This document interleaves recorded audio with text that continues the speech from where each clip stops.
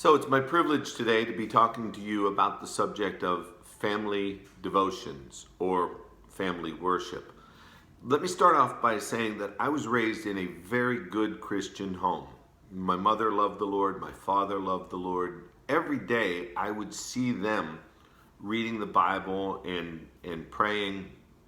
My mother would always pray with me before I would leave for school. My father, who had to be to work very early in the morning because he was a radio announcer, he was the morning man and he had to get there very early. He would wake up an hour before he needed to leave the house just so he could have his own personal devotions every morning, and then every night before he went to bed, I'd walk in his bedroom and he would always be reading his Bible. He would always be faithfully praying.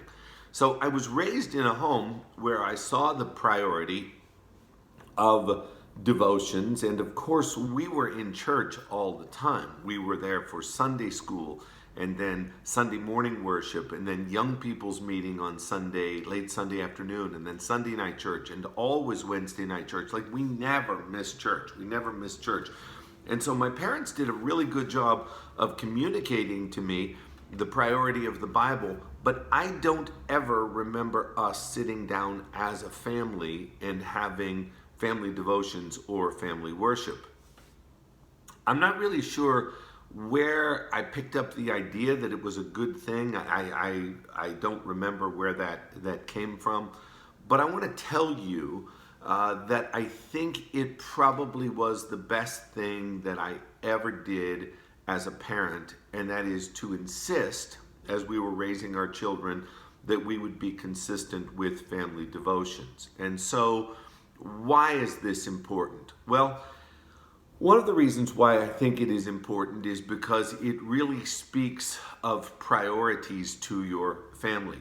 It teaches the children what is important and what is not important. So even if a child does not know or understand the scripture that is being read, here's what they can tell you. They can tell you that it is important, that there is a book. My dad or my mother, they read from that book. I'm not really sure what it means. I don't even know what the book is, but I can tell you that it has to be important because they're reading from it every day.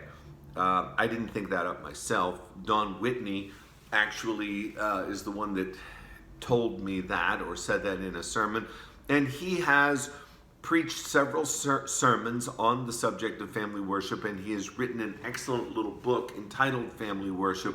So if you really would like a more extensive, more developed doctrine of having family devotions, Don Whitney, Family Worship, is the sermon to listen to or the booklet to read. But back to my point, it is so important that we let our kids know what is important and what is not to us. And if there is the priority of gathering the family for the purpose of having devotions, whether or not they understand everything that is being read, they're at least going to know that what is happening is important. Because whatever we do, you could ask your children, so what is important to my mother? What is important to my father? Well, your children are going to answer that based upon the priorities that you give to various activities. If family worship is something that you never do, your kids might take a guess and say, well, I think maybe that my mother and my father are interested in this, but I don't know that they are.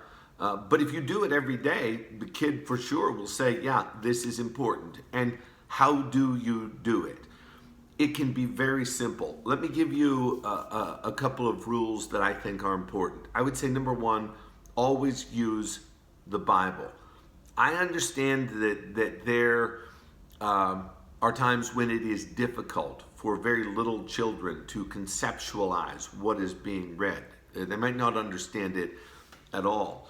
But when you use a storybook Bible or a picture Bible, or what you're giving them is not actually the Bible. You're giving them like a summary of the Bible, and sometimes those summaries are good. Sometimes those summaries are not so good. Usually the summary misses the point, but what they are not getting is just pure scripture.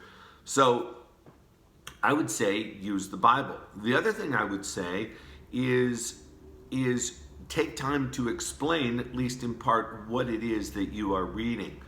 So often when we would do our family devotions, we would read as a family through the Bible in a year.